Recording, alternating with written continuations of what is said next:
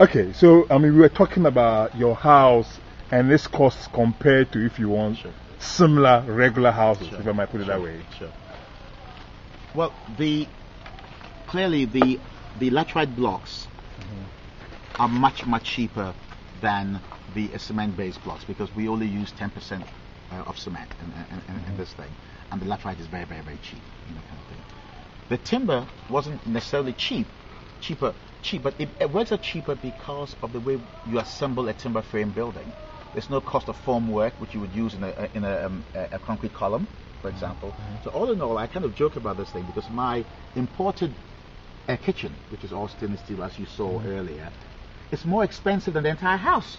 Okay. In those days, I think that I must have, I don't know the number, but I was in the region of about $50,000 for this entire house without the finishes, which I brought from the States. So it is actually cheaper. Okay. These laterite things, it makes sense, Our forebears. So why is it that even a poor teacher or whatever in Ghana aspires only to a sandcrete house? It's because we've always been told that it is the most solid way to build a house. Now, most of these teachers come from villages where we have these laterite blocks built, and their grandparents lived in them, and so did their great-grandparents. But it tells you the power of indoctrination. Okay. We've all been indoctrinated to believe that what is ours is inferior. It's that simple. Because when people come to this house and I tell them it's made out of mud blocks, you don't believe it. No, because it's all been plastered. It looks like a sandcrete block. So I think let's change the topic a bit. Now I'm going to talk about something I call, in my own ambitious way, symbolic architecture in Ghana. That's the architecture of big public places, Independence Square, the new Golden Jubilee House, and so on and so forth. Generally, what do you think about what I call Ghanaian symbolic architecture? Well, I think that it's very important that at least it has begun. I mean, it has begun with... it began right from independence. Right from it began with Kwame Nkrumah's attempt to showcase the new fervor with a unique brand or strand of architecture, which in his mind symbolized who we are as a people.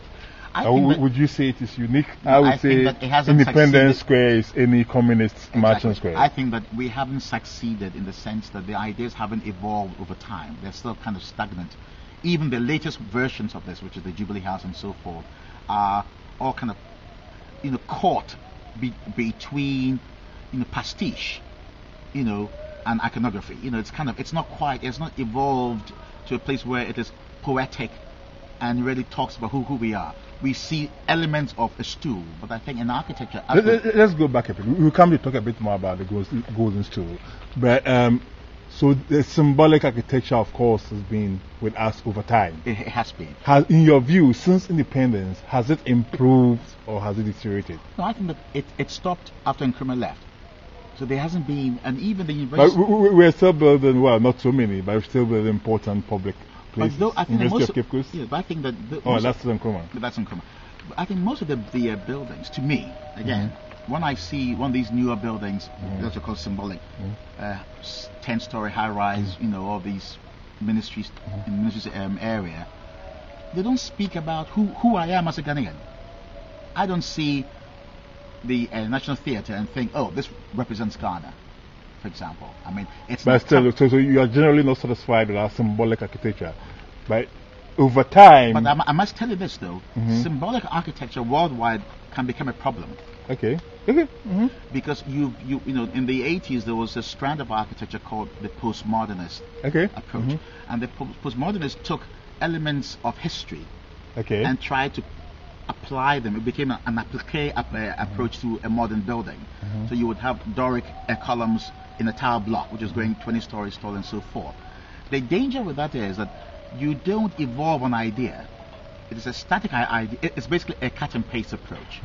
And I think that true symbolic architecture is one that you feel. It doesn't have to hit you over the head. You walk into an incredible space, a courtyard modern space, right, which evokes the Ashanti courtyard space, but it doesn't have to have all the iconography of the 18th century for you to feel that you're an Ashanti land, kind of thing.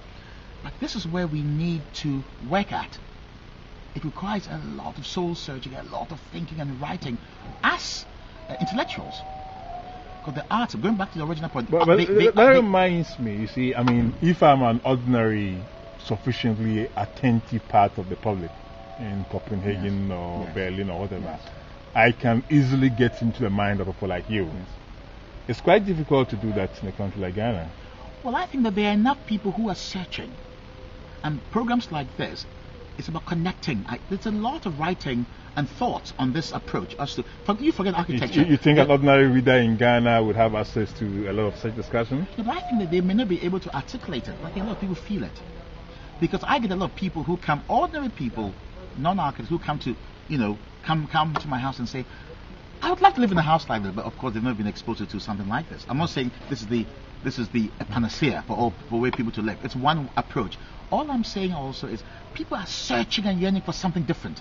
They can't articulate it, and it's up to the intellectual class, be it artists and painters, architects, social commentators, whatever. Economists. I talk to a lot of musicians. And musicians, and especially the impression I get is that most of the time they are talking to themselves. They are talking to other musicians. But I like your reference to musicians. I think that as an architect, I'm highly inspired by the hip hop generation. Okay. What they have done is to take what the whole notion of sampling, which is the thing about how do you take an existing genre and contemporize it, and then contemporize and contextualize it. And I think it started from the hip hop artists from the US, and now which in Telematis is now the whole idea of mashups. Absolutely. I think these Ghanaian musicians have done a great job, and we should encourage them.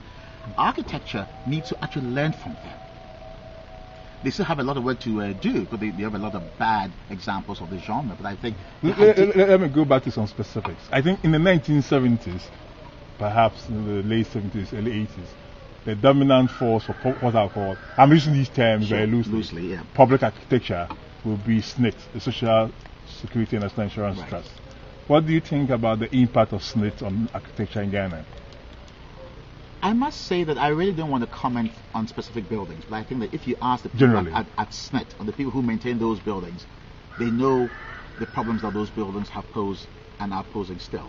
I think that those buildings are of its time. Again, this is a time in the 70s and the 80s where worldwide there's a lot of confusion as to what relevant architecture should be, and Ghana has been caught in that from those days till now. I think that there's a new breed of people, developers, young architects coming up, consumers who want something different.